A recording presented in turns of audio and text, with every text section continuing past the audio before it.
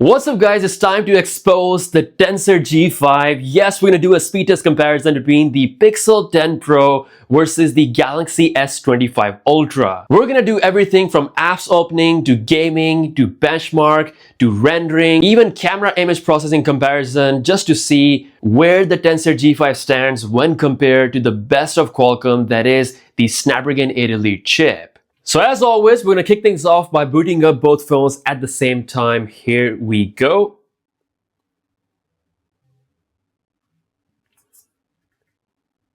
Pixel 10 Pro on the left, Galaxy S25 Ultra on the right. Let's see which one wins. And Pixel 10 Pro boots up faster. No surprise there.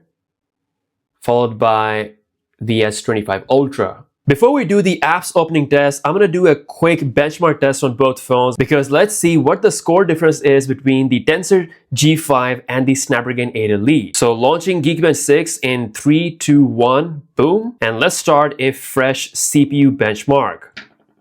So both phones are now done, and as you can see, there is a huge difference between the benchmark score of Snapdragon 8 Elite and the Tensor G5. Like the scores on the Pixel 10 Pro are more like on the level of Snapdragon 8 Gen 3 from last year, while here this is a completely different level. Let's see if that actually translates into real life performance when we do all the apps opening, gaming, and other tests. Before doing the apps opening test, let's do a quick fingerprint scanner test comparison on both of these two phones. Google says that now we have the ultrasonic fingerprint scanner on the Pixel 10 Pro series. So let's unlock at the same time. Here we go.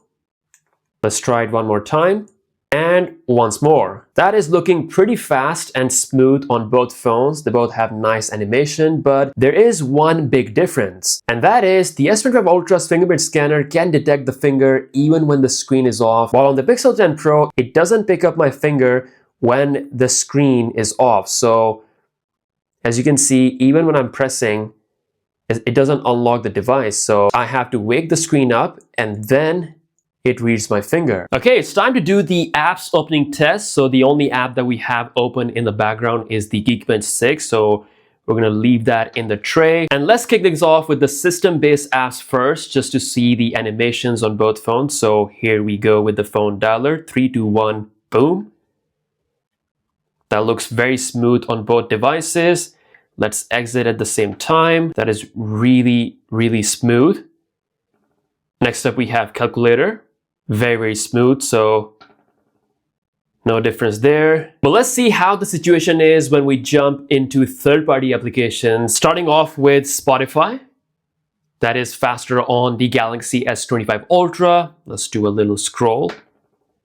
Looking very smooth on both phones. Exiting at the same time. Next, we've got YouTube. That is slightly faster on the Galaxy S25 Ultra. Of course, it went straight into the YouTube Shorts. But if we look at the in-app performance, again, it looks very, very smooth on both devices. Let's exit. Grok on both phones. Again, that is a little bit faster on the S25 Ultra. Let's see a quick AI prompt speed test with Grok on both phones. 3, 2, 1, boom. That is really quick on both devices. We're gonna stop this, leave it at that, and move on to the next app, which is Quora.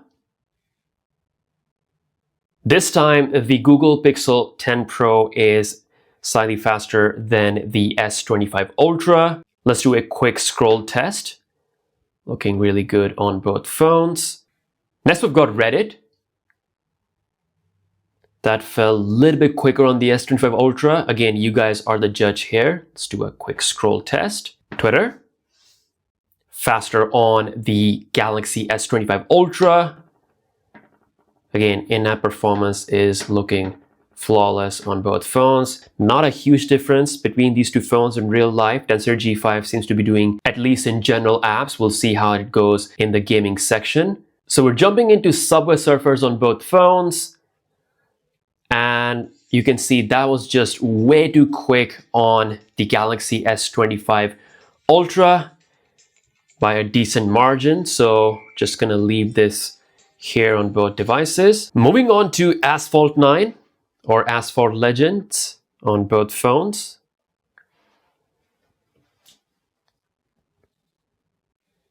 Again, that seems to be quite a bit faster on the Galaxy S25 Ultra. Just to do a quick graphic comparison with Asphalt Legend game, you can see with Snapdragon 8 Elite on the S25 Ultra, we can go all the way up to 120 frames per second, while on the Pixel 10 Pro, we can only go up to 60. So if you're a gamer, just know that you're gonna see these kind of stuff, some extra performance, extra settings, extra frame rate with the Snapdragon 8 Elite that is just not present with the Tensor G5. Still, we're going to see the in-game performance on both phones, so we're loading up a similar stage. Let's jump here in 3, 2, 1, boom, and see which one is faster with the loading. And you can see the S25 Ultra, again, clearly faster whilst loading it at a higher graphics setting. So S25 Ultra all around is showing why it is better than the Tensor G5, like especially when you do something like gaming. So obviously with S25 Ultra, you're now getting 120 FPS, so it's looking very, very smooth. This is 60 FPS. Again, if you're not too fussed about it, this might not bother you too much. But if you're a gamer, this is something that you should definitely consider. So 120 FPS versus 60 FPS here on the Pixel 10 Pro. Next up, we have PUBG Mobile. Let's see if the Pixel 10 Pro can come back with this game, but I don't think so. The S25 Ultra is moving fast and quick, and it is done.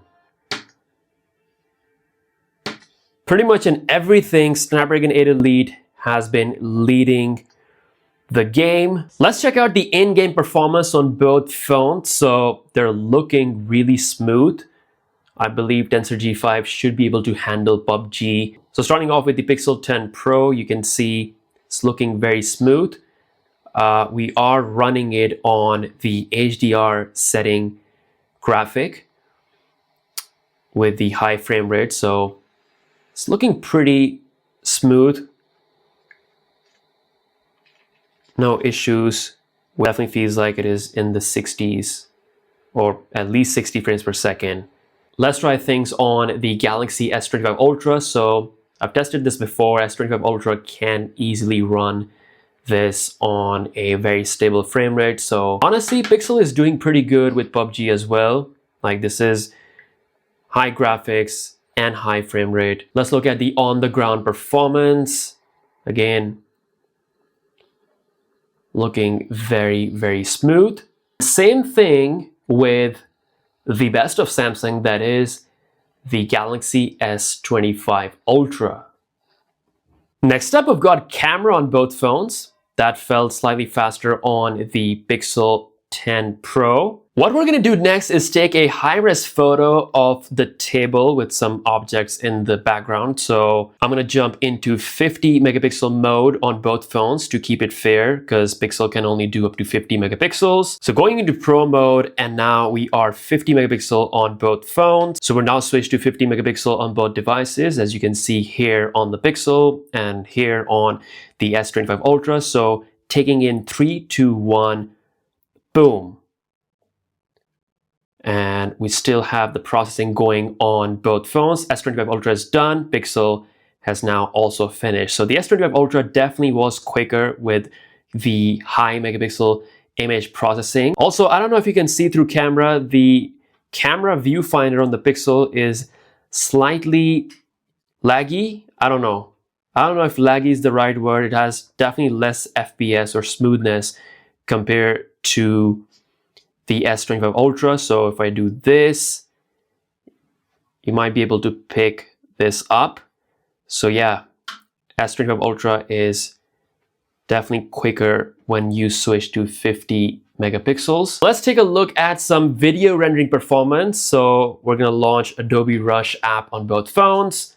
I've just loaded a 30-second clip shot on Sony a7S III on both phones.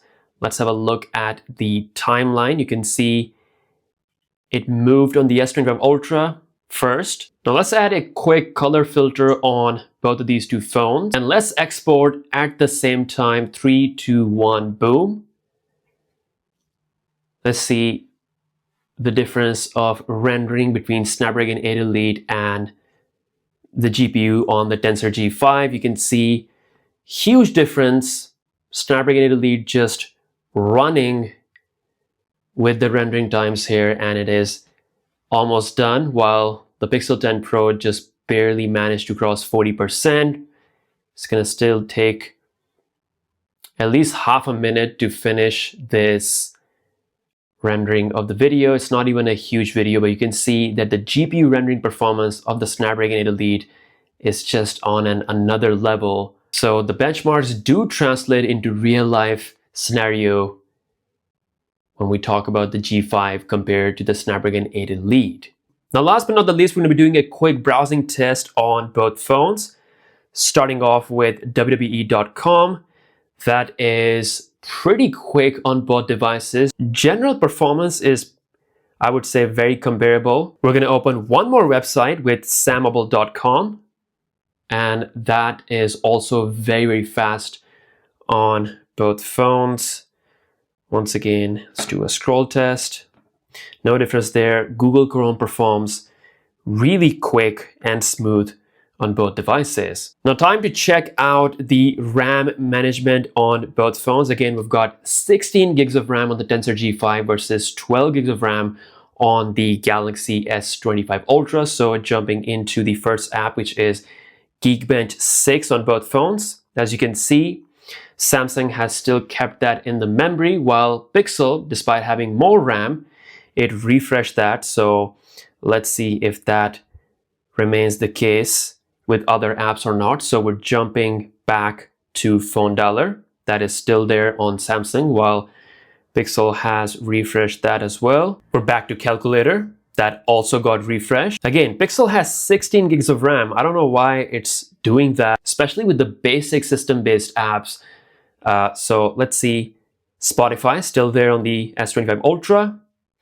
Thank you. That is still there on the Pixel as well. So far, S25 Ultra is moving flawless. Back in YouTube, that is an in-app refresh. And that's also still there on the Pixel 10 Pro. We're in Grok, still there. Quora, Reddit, Twitter, Subway Surfers, Asphalt 9.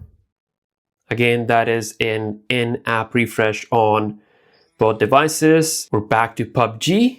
That is still there on both phones. Adobe Rush. And we're back to the Google Chrome. So there we go. Despite having more RAM, 16 gigabyte RAM on the Pixel 10 Pro, it refreshed 3 apps in the beginning compared to the 12 gigs of RAM on the S25 Ultra, which was pretty much flawless, kept all the apps in the memory. So there we go. As you guys can see, Tensor G5, not only it can't beat the Snapdragon 8 Elite when it comes to the off real life benchmark world, but there's also a notable difference in terms of the real life performance compared to the Snapdragon 8 Elite. Again, normal apps, there is just slight difference. The animations are pretty smooth as well. They both have 7 years of long OS updates. All that stuff is great. But when you compare gaming and even the camera performance with high megapixel mode turned on, you're definitely gonna get better, smoother performance on a Snapdragon 8 Elite device. Again, let me know your thoughts in the comment section below. With that being said,